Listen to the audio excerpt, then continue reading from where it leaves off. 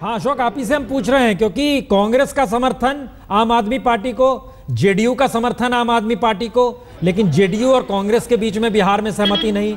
दिल्ली में मैनिफेस्टो पर हर की सहमति, लेकिन वो लागू कैसे होगा, किस रूप में होगा? क्या पारंपरिक राजनीति बदल रही है? देखिए, राजनीति बदल रही है तो साफ तौर से दिखाई दे रहा है। कांग्रेस को समर्थन देना पड़ा, चाहे बाहर से समर्थन की बात करें। जेडीयू ने सबसे पहले आकर के ये कहा नीतीश कुमार की ओर से कि हम केजरीवाल को समर्थन करने को तैयार हैं। तो कहीं ना कहीं चीज़ें बदली हैं। प्रश्न ये साफ तौर से दिखाई दे रहा है। अरविंद केजरीवाल का यहाँ मुख्यमंत्री बनना, उनके पास 28 सीटें होने के बावजूद वो मुख्यमंत्री हैं।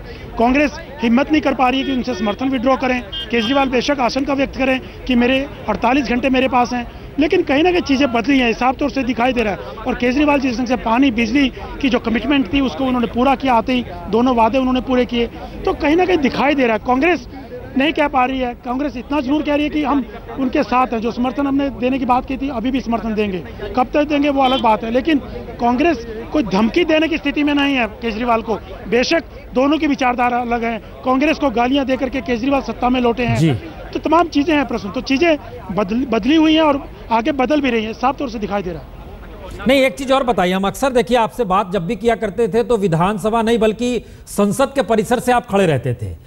क्या यह माना जाए कि दिल्ली विधानसभा के भीतर लिए जाने वाले तमाम निर्णय, तमाम गठबंधन, तमाम सहयोग या लोकसभा चुनाव पर सीधा असर डालने वाले हैं?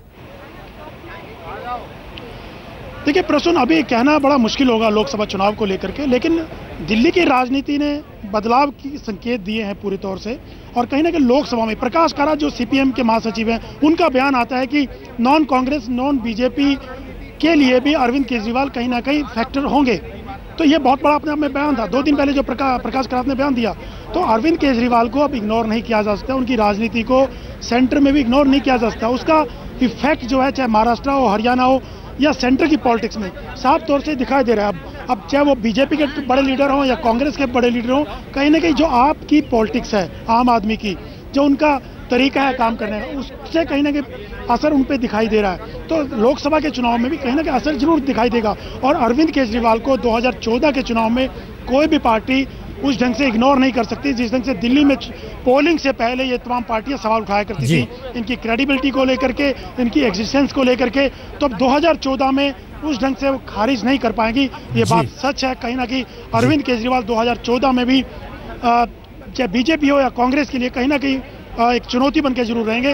कितना असर उनका पड़ेगा वो कहने की अलग बात होगी, लेकिन इसको इग्नोर नहीं किया जा सकता।